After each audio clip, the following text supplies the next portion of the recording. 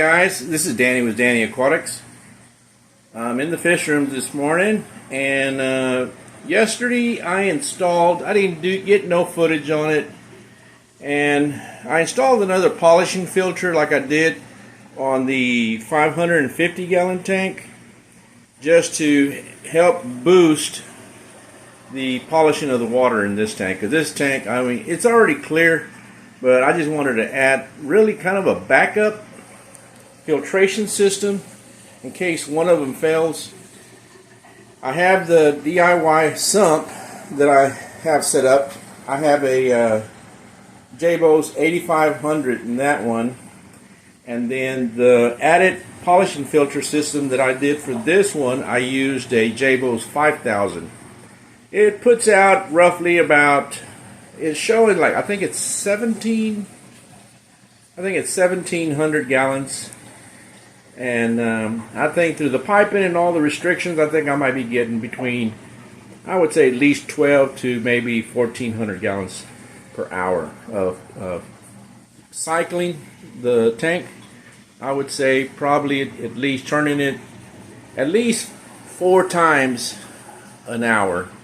So I think that's pretty good compared to some of the smaller canister filters that you can purchase. And you know, basically I have around maybe $200 total in parts, canister, and the pump itself to build this, and I think they really work good, especially as a polishing filter. The one we did on the last segment, I used this one. This canister actually came from Walmart. It's the larger canister that holds the 4.5 inch wide by 10 1/4 filters, and that thing works superb. It has cleaned up this tank on this side just beautifully. There's my arowana, my Paco, my upside down taco. Alright guys, let me show you what I installed down here under the cabinet. Let me turn the light on so you can see a little better. But this one I got through Amazon. It's actually just a clear. You can already start seeing where it's getting dark on the top side, as that is the intake coming from the tank coming out. I have a valve there, a coupler there going into the pump. I always put a little container just in case this stuff starts to drip later on or something. We won't get all the wood wet. And on the return coming from the motor up, I have another coupler, so I can perform any kind of maintenance on the motor. I can valve that valve in, disconnect those two couplers, and I can reservice that motor. And the same way goes for the filtration. When you get ready, when you can tell that it's pretty plugged up, you're not getting a return flow, valve that one in and valve that one in, and you can remove the canister. And I recommend turning the pump off, as it's going to be be pressured up. But I always turn this one off first when I do any service, and then I turn this one up here. If I'm going to change that out when I do all my other ones, I turn this one off and then turn the power off, and then isolate these two valves, and then change the filter. But this is what I got in here, guys, for a backup, and this thing works superb. It is turned around. Let me show you the side, the way I have it. This is the only way that I could get it to come out of here. So it's coming out through the wall, and there's the Jabos controller, the 5000. It's running at 40 watts, and it goes up to the top, and here it goes back into the tank, drops down, and it's making the draw through this little screen here. It's just a 1 inch, and then I just painted the pipe, the PVC pipe, black. And what I did, I'm going to end up doing to all of mine, this little valve is your valve that you can use for your, well, they come with your aerators, your little air pumps. So what I did, I have a bunch of extra ones. I drilled the hole that I needed for this just to do test holes. I took a piece of PVC pipe, drilled it to different sizes till this piece, this little pipe here, is snug going down into the hole. So then I cut off on this end. I cut off probably about, I would say, at least 1/8 of an inch.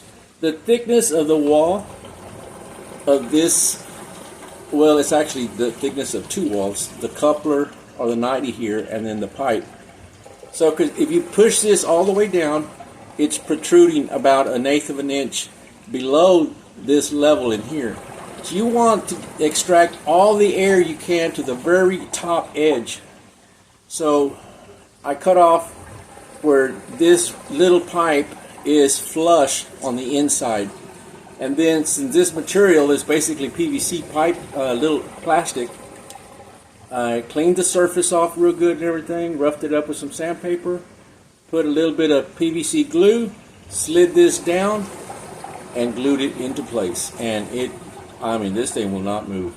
So what I'm going to do is all my other ones that I have this little valve, or sometimes people will just, like I did on my other one, I just have a piece of PVC pipe going into, or a little plastic pipe, silicone, to take the air out of that line, to prime the line.